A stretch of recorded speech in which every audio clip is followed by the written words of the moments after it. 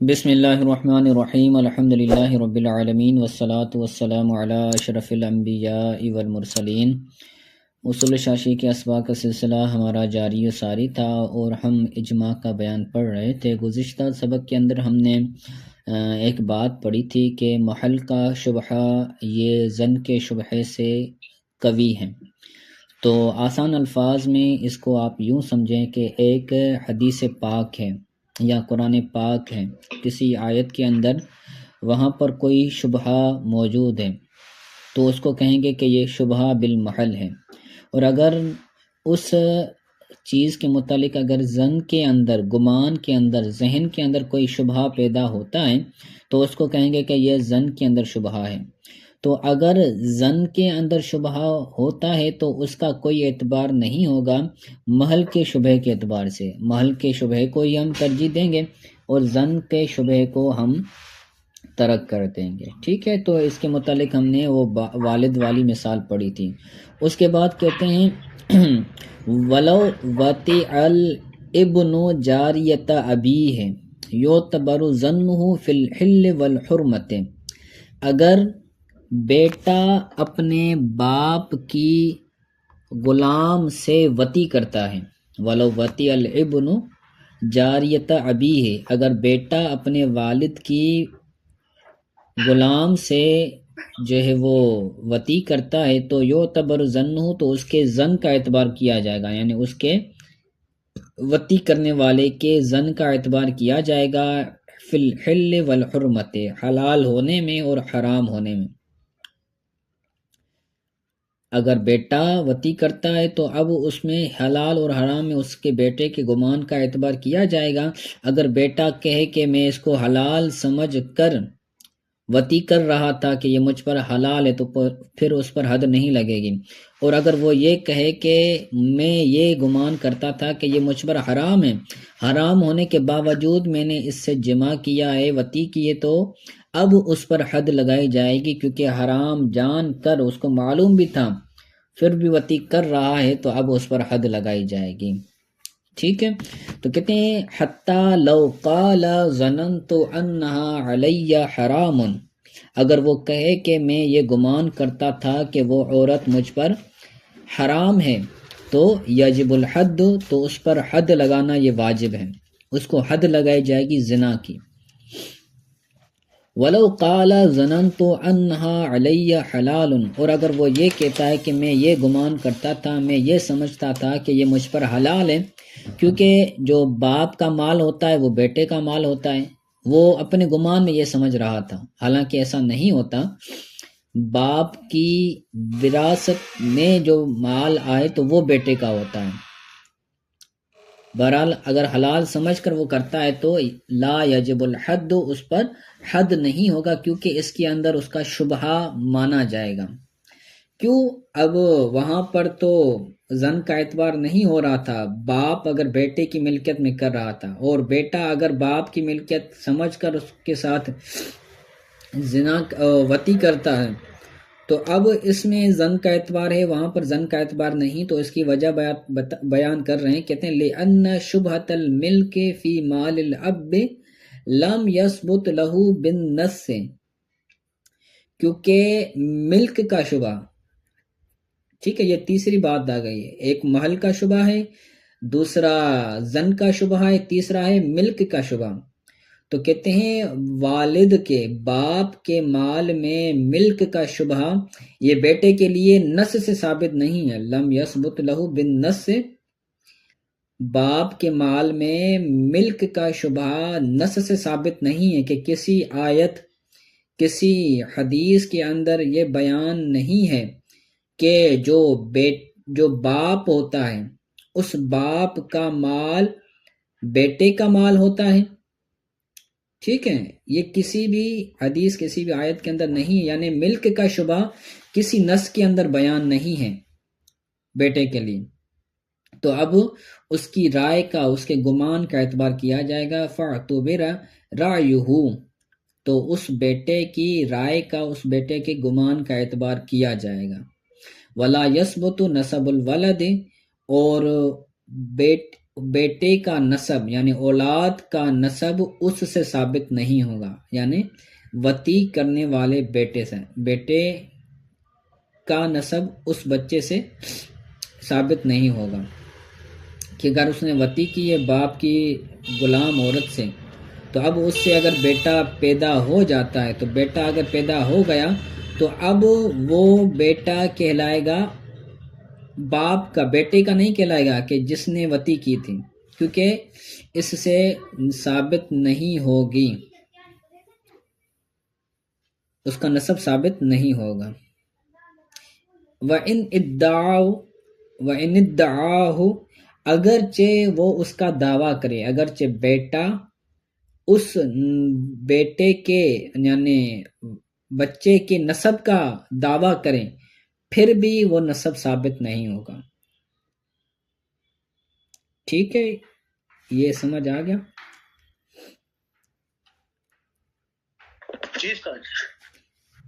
جی، اب آگے ایک دلچسپ بات بیان کر رہے ہیں کہ جب مجتہد اجتہاد کرے، قرآن و حدیث کے اندر دلائل تلاش کرے، تو قرآن پاک کی دو آیتوں میں وہ تعارض پائے کہ ایک آیت میں یہ حکم ہے، دوسری آیت میں یہ حکم ہے، تو اب کیا کریں؟ تو اب قرآن کی آیات کو چھوڑ کر پھر حدیث پاک کی طرف آئے گا، اور اگر وہ احادیث میں تعارض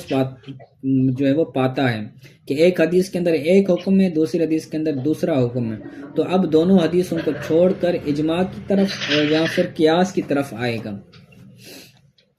ٹھیک ہے، اسی کو بیان کر رہے ہیں عبارت کے اندر، کہتے ہیں ثم اذا تعارض الدلیلان عند المجتہد فإن كان تعارض بین الآیتین، پھر اگر دو دلیلیں متعارض ہو جائیں، تعارض کا مطلب ہوتا ہے ایک دوسرے کے مخالف، کہ ایک دلیل کے اندر ایک حکم ہو، دوسری دلیل کے اندر دوسرا حکم ہو، یعنی اس کے اپوزٹ ہو،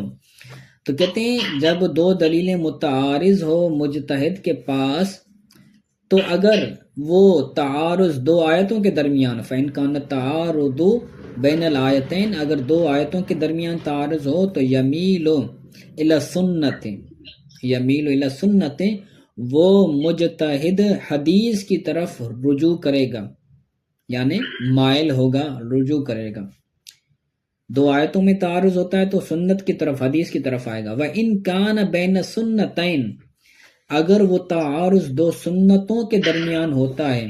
تو یمیل الی آثار الصحابۃ رضی اللہ تعالی عنہم والقیاس صحیح ہے،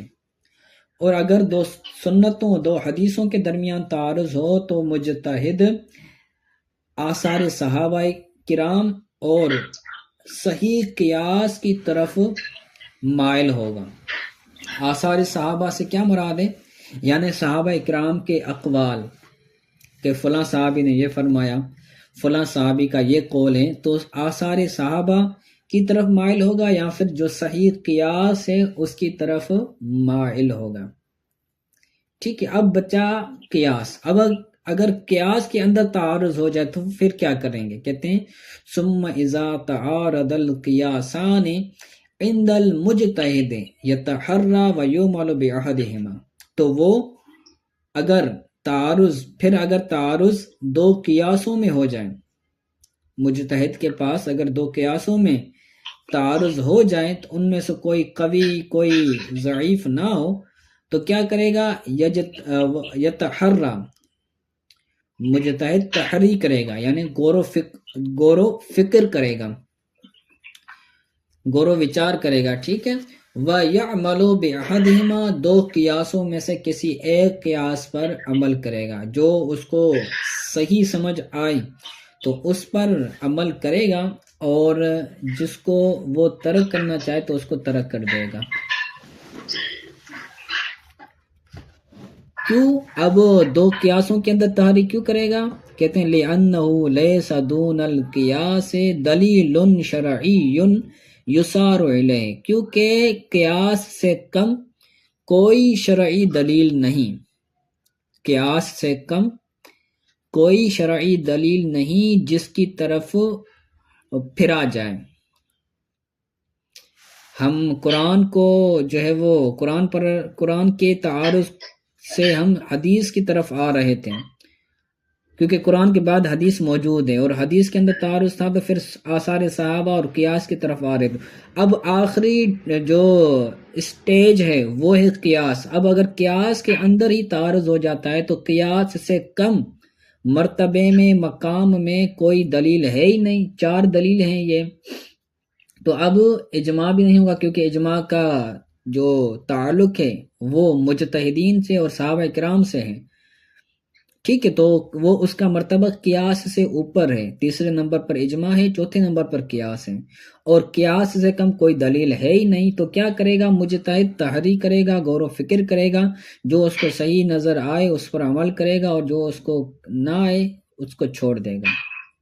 ٹھیک ہے، یہ بھی سمجھ آ گیا؟ جی سر۔ اب آگے مثالیں بیان کر رہے ہیں، کہتے ہیں وَعَلَى هَذَا قُلْنَا إِذَا كَانَ مَعَ الْمُسَافِرِ إِنَاءَانِ طَاهِرٌ وَنَجَسٌ لَا يَتَحَرَّى بَيْنَهُمَا بَلْ يَتَيَمَّمُ۔ اب بات یہ بیان ہوئی کہ دو چیزیں ہیں، کہ دو چیزیں ہیں، ان سے کم مرتبے والی کوئی چیز موجود ہے تو اس کی طرف پھرا جائے گا، اور اگر کم چیز نہیں ہے، اس سے نیچے کم چیز نہیں ہے، کوئی کم دلیل نہیں ہے، تو اس کو اس وقت کیا کی جائے گی؟ تحری کی جائے گی۔ دو دلیلوں میں تعارض ہو جاتا ہے تو پھر کم دلیل کی طرف آ جائے گا، اگر کم دلیل نہ ہو تو پھر تحری کی جائے گی۔ اس اصول، اس قانون پر اب مثالیں بیان کر رہے ہیں، کہتے ہیں وَعَلَى هَذَا، اس پر ہم نے کہا کہ اذا کان مع المسافر اناءان طاہر و نجس، اگر کسی مسافر کے پاس دو برتن ہو، ایک برتن میں پانی پاک ہو اور دوسرے برتن کا پانی ناپاک ہو، اسے پتہ نہ ہو کہ پاک برتن کون سا ہے اور ناپاک برتن کون سا ہے، دو برتن ہیں، ایک برتن میں پاک ہے، ایک میں ناپاک ہے، اب اسے پتہ نہیں کہ پاک کون سا ہے ناپاک کون سا ہے، تو اب کیا کرے گا؟ وضو دونوں میں سے نہیں کرے گا بلکہ تیمم کرے گا، لا یتحرى بینہما بل یتیمم،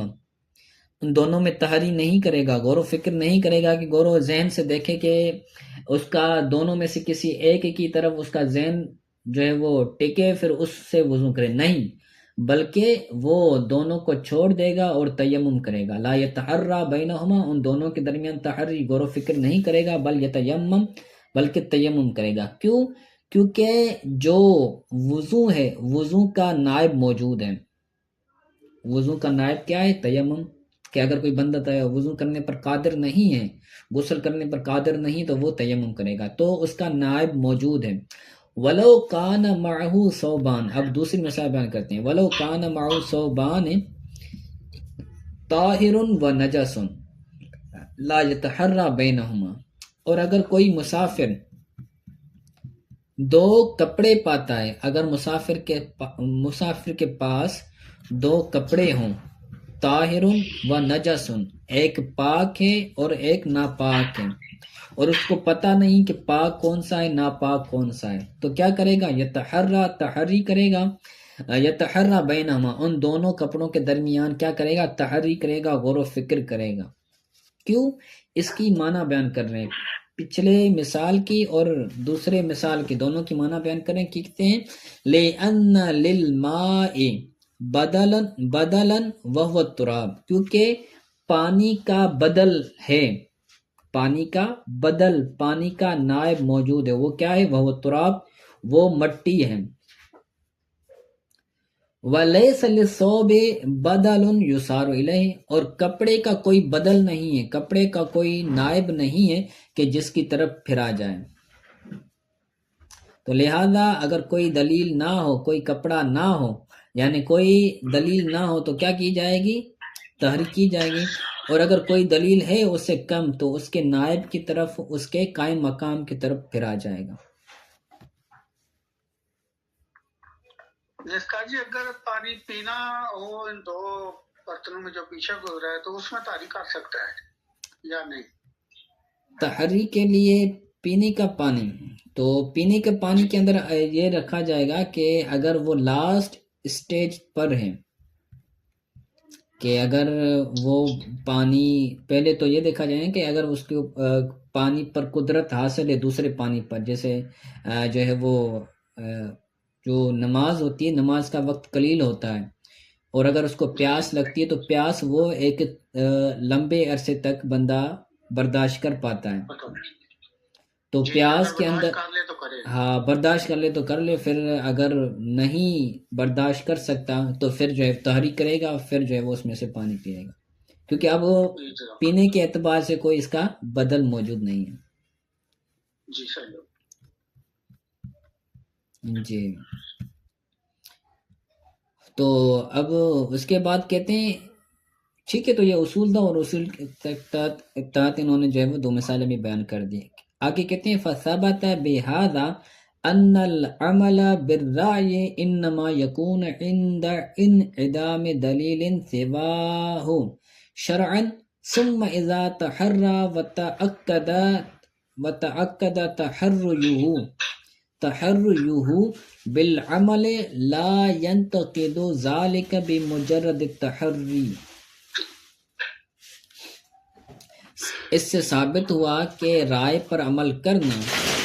یہ برابر دلیل کے نہ ہونے کے وقت ہوگا، شرعاً برابر دلیل نہ ہونے کے وقت ہوگا، دلیل سوا جو ہے وہ یہ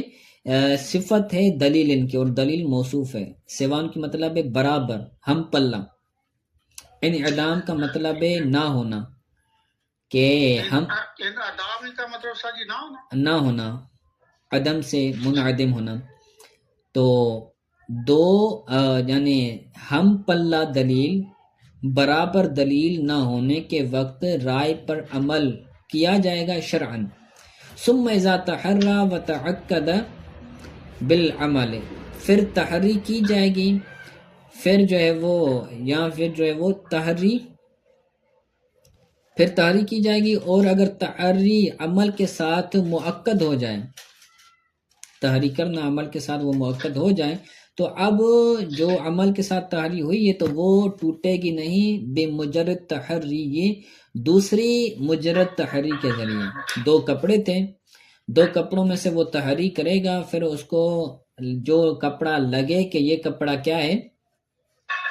پاک کے، اس کپڑے کو پہن لے گا، پھر اس کپڑے میں نماز ادا کرے گا، ٹھیک ہے۔ اب جب اس نے ایک تحری کے ذریعے ایک تحری کی اور ایک تحری کے ذریعے اس نے عمل بھی کر دیا، اس نے کپڑے پہن کر وہ نماز بھی ادا کر لی، پھر اس کو دوسری تحری آئے، اس کو دوسرا غور و فکر ذہن میں بات ہے کہ یہ جو میں نے کپڑے پہنے یہ ناپاک تھے، مجھے کپڑے پاک تو یہ والے لگ رہے ہیں، تو اب کیا کرے گا، اس دوسری تحری کا کوئی اعتبار نہیں ہوگا، کہتے ہیں لا ينتقد ذالک، وہ جو پہلی تحری تھی جو مؤکد ہو چکی عمل کے ساتھ، تو وہ مؤکد والی تحری نہیں ٹوٹے گی دوسری تحری کے ذریعے، بمجرد تحری یعنی جو بغیر، مجرد کا مطلب ہے جو خالی ہو، یعنی جو بغیر عمل کے تحری ہو، وہ اس تحری کے ذریعے جو عمل کے ساتھ تحری پائی گئی، تو اب وہ مؤکد تحری عمل والی وہ نہیں ٹوٹے گی دوسری مجرد تحری کے ذریعے، ٹھیک ہے۔ تو جو پہلے تحری ہو گئی اس پر اس نے عمل کر لیا، اور پھر جو ہے وہ اس کو دوسری تحری آتی ہے تو اس دوسری تحری کو چھوڑ دے گا، جو عمل کے ذریعے مؤکد تحری ہوئی تھی اسی کو ہی